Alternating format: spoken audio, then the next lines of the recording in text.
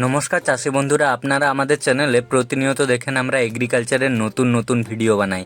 আজকের ভিডিওতে আমরা আলোচনা করব গাঁদা ফুল চাষের ব্যাপারে।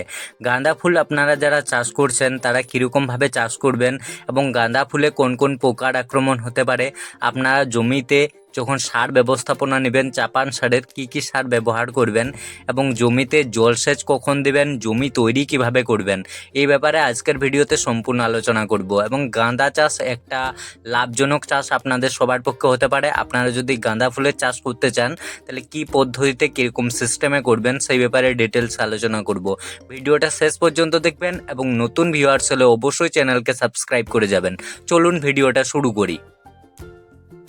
চাষি বন্ধুরা, আপনারা যারা ফুল চাষ করতে চাচ্ছেন তাদের সবাইকে বলবো অবশ্যই আপনারা গাঁদা ফুলের চাষ করুন, কারণ বিভিন্ন রকম ওকেজনে আমরা গাঁদা ফুলের ব্যবহার অনেক ওকেজনে করি। এই যে রিসেন্টলি আমাদের পয়লা বৈশাখ পার হয়ে গেছে, বৈশাখে কিন্তু ফুলের দাম দারুণ ছিল। তাহলে কি হচ্ছে, আপনারা অনেক ওকেজনে ফুল বিক্রি করতে পারবেন, ভালো টাকা উপার্জন করতে পারবেন।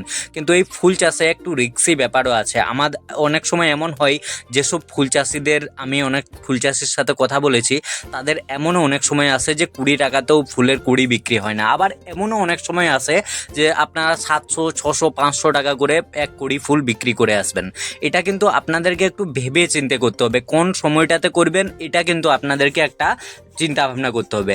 মেনলি গাঁদা ফুল চাষের জন্য আপনারা গোটাগত 5-6টা পয়েন্টের উপর যদি আপনাদের ধ্যানটা রাখেন, যে ঠিকঠাকভাবে একটু মনোযোগটা রাখেন, তাহলে কিন্তু আপনারা সুন্দরভাবে গাঁদা ফুল চাষের করতে পারবেন। প্রথম পয়েন্ট হচ্ছে যে আপনাদেরকে চিন্তা ভাবনা করতে হবে যে আপনারা গাঁদা ফুলের যে চারা কোন সময়টাতে জমিতে বপন করবেন, এটা হলো ফার্স্ট পয়েন্ট। সেকেন্ড পয়েন্ট হচ্ছে জমিতে আপনাদের যে রোগ পোকা লাগছে, সেই রোগ পোকা কি রোগ পোকা লাগতে পারে সেটার একটা কিন্তু মনোযোগ সহকারে ফিল্ড ভিজিট করে আপনাদেরকে দেখতে হবে। 3 নম্বর পয়েন্ট হচ্ছে চাষের জমিতে আপনারা অনেক সময় দেখবেন জমিতে ফুল চাষে বেশিরভাগ সময় মাকড়ের আক্রমণ অত্যধিক পরিমাণে হয়ে থাকে। তাহলে মাকড়ের আক্রমণকে নিয়ন্ত্রণ করার জন্য আপনারা কি স্প্রে করবেন। দ্বিতীয়ত ব্যাপার হচ্ছে যে জমিতে থ্রিপসের অ্যাটাক হতে পারে, অ্যাপিডসের অ্যাটাক হতে পারে। এবং আপনাদের চাষের জমিতে 4 নম্বর পয়েন্ট হচ্ছে লেদা পোকার আক্রমণ। লেদা পোকার আক্রমণ আপনাদের চাষের জমিতে আসতে পারে। লেদা পোকার আক্রমণ আপনাদের চাষের জমিতে যাতে আপনারা নিয়ন্ত্রণ করতে পারেন তার জন্য কি স্প্রে করবেন সেটাও এই ভিডিওতে বলবো। এবং 5 নম্বর কথা হচ্ছে যে আপনাদেরকে সব সময় জমিকে আপনাদের দেখাশোনার মধ্যে ভালো করে রাখতে হবে, কারণ জমিতে ছত্রাকের আক্রমণ আসতে পারে। ছত্রাকের আক্রমণকে নিয়ন্ত্রণ করার জন্য জমিতে আপনারা কখন কি স্প্রে করবেন এটা মনে রাখতে হবে। এবং গাছ যখন আপনাদের ছোট থাকবে চাষি বন্ধুরা, ছোট গাছে কিন্তু অনেক সময় গোড়া পচা সমস্যা আসে যায়। এই যে গাঁদা ফুলের চাষ আপনারা জমিতে বসেছেন, দেখবেন আপনাদের গোড়াতে পচন আসতে পারে। এই জন্য আপনারা কি স্প্রে করবেন এই ব্যাপারে বলবো। তাহলে প্রথম থেকে চলুন শুরু করি। ফার্স্ট আপনাদের হচ্ছে যে জমিতে আপনারা কখন গাঁদা ফুলের চারাকে বসাবেন। দেখুন, আপনারা যদি কোনো ওকেজনে ফুল তুলতে চাইছেন, মোটামুটি 2 মাসের মধ্যে আপনাদের আশা করি ফুল এসে যাবে। 2 মাসের থেকে বেশি হয় না। তাহলে 2 মাসের আপনাদেরকে যে সময়টাতে আপনারা চাইছেন যে আমি গাঁদা ফুল বাজারে বিক্রি করব, আপনি কোনো ওকেজনে, যেমন দুর্গা পুজোতে হতে পারে, কালী পুজোতে হতে পারে, বা এই যে পয়লা বৈশাখ এখন পার হয়ে গেল, তাহলে আপনাদেরকে সেই 2 মাস আগে কিন্তু জমিতে চারাটাকে বসাতে হবে। 2 মাস আগে জমিতে চারাটাকে বসাবেন। প্রথম কি করবেন, পুরো জমিটাকে ভালোভাবে চাষ দিবেন। পুরো জমিকে ভালোভাবে চাষ দিয়ে মাটিকে ঝুরঝুরে টাইপের করে নিলেন এবং সেটাতে জল ছেড়ে দিলেন। প্রথম কি করলেন, পুরো জমিতে জল ছেড়ে দিলেন। জল ছেড়ে সেটাতে ময়েশ্চার অ্যাবজর্ব করলো, মাটি ময়েশ্চার অ্যাবজর্ব করেছে, তারপরে সেটাতে আমরা গাঁদা ফুলের চারাকে বসাবো।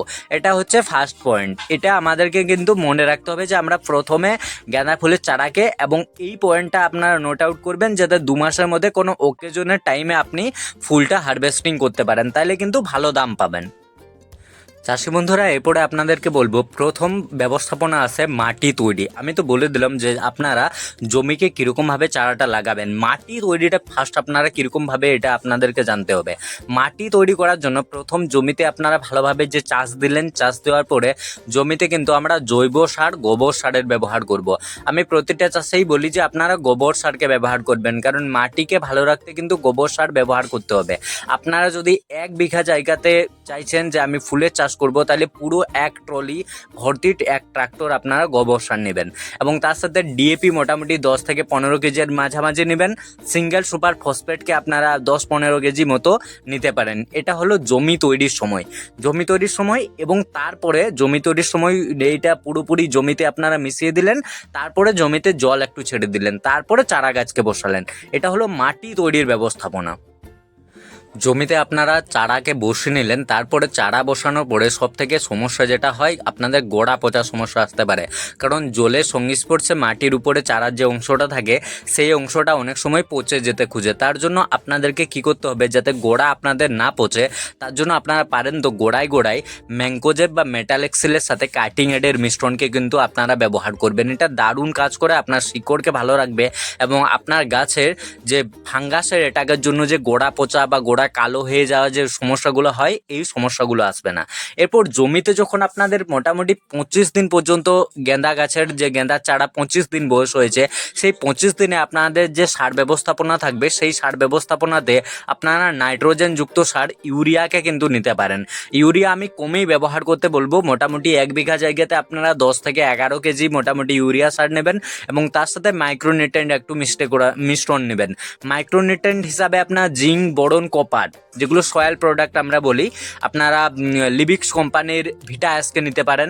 এটাতে জিঙ্ক আছে, বোরন আছে, কপার আছে, দারুণ কাজ করে, আপনারা নিতে পারেন।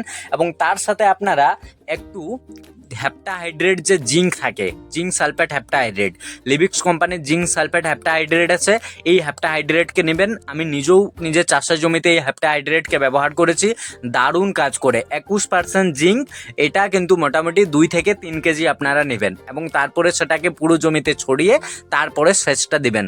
তারপরে মোটামুটি সেচ আপনারা ব্যবস্থাপনাটা নেবেন।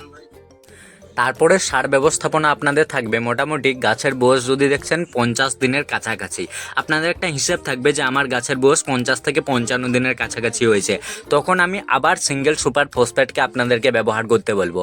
তার সাথে আপনারা ব্যবহার করবেন সিঙ্গেল সুপার ফসফেট, তো আপনারা নিলেন, তার সাথে আপনাদের থাকবে হিউমিক ফালবিক অ্যাসিডের দানা, যে দানাদার ভিটামিন সার আছে। আমি অনেক ভিডিওতে বলেছি লিবিক্সের জৈব সুধার কথা, সেই দানাদার ভিটামিন সারকে আপনারা জমিতে ব্যবহার করবেন। মোটামুটি বিঘাতে 2 কেজি আমি ব্যবহার করতে বলি কোম্পানির ডোজ হিসাবে।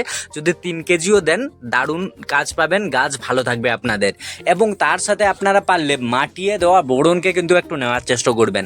বোরোমিল সয়েল অ্যাপ্লিকেশন বোরন আছে, এই বোরনকে মাটিতে 2 কেজি বা 1 কেজি হিসাবে মিশিয়ে আপনারা পুরো জমিতে ছড়িয়ে দেবেন। চাষি বন্ধুরা, এই তো হয়ে গেলো সার ব্যবস্থাপনার কথা। এরপরে আপনাদেরকে বলবো জলসেচ ব্যবস্থাপনার কথা। জলসেচ কিন্তু জমি যেমন আপনাদের মাটি ফেটে না যায়, কারণ গ্রীষ্মকাল এখন এপ্রিল মাসে, এই সময়টাতে আমি ভিডিও বানাচ্ছি, এই সময়টাতে যেসব চাষি বন্ধুদের জমিতে গেঁদা ফুলের চাষ আছে, এই যে গেঁদা ফুল যে জমিটাতে ভিডিওটা করছি, এই জমিতে সবসময় আমি চাষিকে বলবো ময়েশ্চার একটু যেমন অ্যাবজর্ব করে রাখে, মাটি যেমন সবসময় ময়েশ্চারটাকে অ্যাবজর্ব করে রাখে, সেই ব্যবহারটা আমাদেরকে মনে রাখতে হবে। মাটি যাতে ময়েশ্চার অ্যাবজর্ব করে রাখে, এইটা যদি না হয় তাহলে কিন্তু সমস্যা হবে। মাটি চাষি বন্ধুরা, এরপরে কথা বলবো আপনাদের জমিতে যে মাকড় লাগছে, অ্যাপেড, থ্রিপস লাগছে, এগুলোর জন্য কী ব্যবস্থাপনা নেবেন। দেখুন, যদি স্পেশালভাবে মাকড় নাশক আপনারা ব্যবহার করেন, তাহলে অবেরনকে ব্যবহার করতে পারেন, অমাইটকে ব্যবহার করতে পারেন, এগুলো মাকড় নাশক হিসাবে আছে। এবং আপনারা যদি চান যে একসাথে সবগুলোকে আমরা কন্ট্রোল করতে চাইবো, তাহলে সব থেকে ভালো হবে সিমোডিস। অনেক ভিডিওতে বলেছি সিমোডিসকে ব্যবহার করবেন। 15 লিটার জলে মোটামুটি ফুল চাষের জন্য 10 থেকে 12 ml এর মধ্যে মোটামুটি আপনারা নেবেন। এখন যেহেতু অনেক গ্রীষ্ম পড়ছে, 10-12 ml নিতে পারেন। যদি আপনারা শুধু মাকড় লেগেছে, দেখছেন মাকড় নষ্ট করছে ফুলগুলোকে, তখন অবেরন ব্যবহার করুন, ওমাইটকে ব্যবহার করুন, এগুলো ব্যবহার আপনারা করতে পারেন। এগুলো ব্যবহার করে আপনারা ফুল চাষটাকে সুন্দরভাবে করতে পারেন। আর সিমোডিস ব্যবহার করলে সেখানে আপনারা লেদা পোকার নরম দহেযুক্ত যে পোকা থাকবে সেগুলো মারা যাবে। এটা একদম মানে পুরো সম্পূর্ণ অনেকগুলো জিনিসের উপরে, অনেকগুলো পোকা, ক্ষতিকর পোকার উপর সিমোডিস কাজ করে। তা যে আপনারা যেটা ভালো বুঝবেন সেই রকমভাবে একটু স্প্রে করবেন এবং ফুল চাষটাকে ভালোভাবে করবেন। আপনারা যদি এইগুলো স্প্রে করছেন, এই স্প্রেগুলো নিচ্ছেন, কিন্তু পোকা আপনাদের অনেক সময় কন্ট্রোল হচ্ছে না, তখন একটু স্প্রে শিডিউলটা একটু চেঞ্জ করবেন। প্রফেক্ট সুপার, যেটা প্রফেনোফোস আছে এবং সাইফারমেথ্রিন আছে, এটাকে একটু ব্যবহার করবেন, তার সাথে কার্টাপ হাইড্রোক্লোরাইডকে একটু নেবেন এবং স্প্রেটা আপনারা করে দেবেন। তাইলে দেখবেন লেদা পোকা সম্পূর্ণভাবে মারা যাবে, আপনাদের ফুল চাষের জমি সুন্দর থাকবে। এরপরে কথা বলবো পিজিআরের ব্যাপারে, প্লান্ট গ্রোথ রেগুলেটর যেগুলো আছে ফুল চাষের ক্ষেত্রেও পিজিআরের ব্যবহার অনেক সময় দারুণ কাজ করে। পিজিআরের ব্যবহার যেমন ফুল চাষের ক্ষেত্রে বুস্টার টুর ব্যবহার আপনারা করতে পারেন, প্রতি লিটার জলে 1 ফোঁটা করে মেশাবেন, বুস্টার টুকে ব্যবহার করতে পারেন। হিউমিনাল গোল্ড যে পিজিআর আছে সেই পিজিআরকে ব্যবহার করতে পারেন, বা আপনারা যেগুলোতে হিউমিক অ্যাসিড, ফালবিক অ্যাসিড এই ধরনের যে কিছু পিজিআর থাকে সেগুলোর ব্যবহার আপনারা নিতে পারেন। এরকমভাবে সুন্দরভাবে আপনারা চাষবাসটা করতে পারেন। এবং আপনাদেরকে বলবো সবসময় একটু ওষুধকে চেঞ্জ করে ব্যবহার করবেন। যদি পোকা মাকড় নাশক এগুলো একটা ওষুধেই বারবার দিবেন না, একটু চেঞ্জ করে করে ব্যবহার করবেন, তাহলে আপনারা ফুল চাষটা দারুণ সুন্দরভাবে করতে পারবেন। এবং জমিকে পুরো মাটি যেমন ফেটে না যায় এরকম রাখবেন, একটু ময়েশ্চার অ্যাবজর্ব করতে যাতে রাখতে পারে, এরকমভাবে চাষবাসটা করুন, দেখবেন ফুল চাষ আপনাদের দারুণ হবে। পরে আরও নতুন নতুন পড়বে, নতুন নতুন আলোচনা ফুল চাষে নিয়ে আসবো। আজকের ভিডিওটা এখানে শেষ করছি। ভিডিওটি যদি আপনাদের সবার ভালো লাগে অবশ্যই ভিডিওটিকে লাইক করবেন, কমেন্ট বক্সে একটা সুন্দর কমেন্ট লিখবেন এবং চ্যানেলকে সাবস্ক্রাইব করে দিয়ে যাবেন। আপনারা যারা শেষ পর্যন্ত দেখেছেন তাদের সবাইকে ধন্যবাদ। Thanks for watching.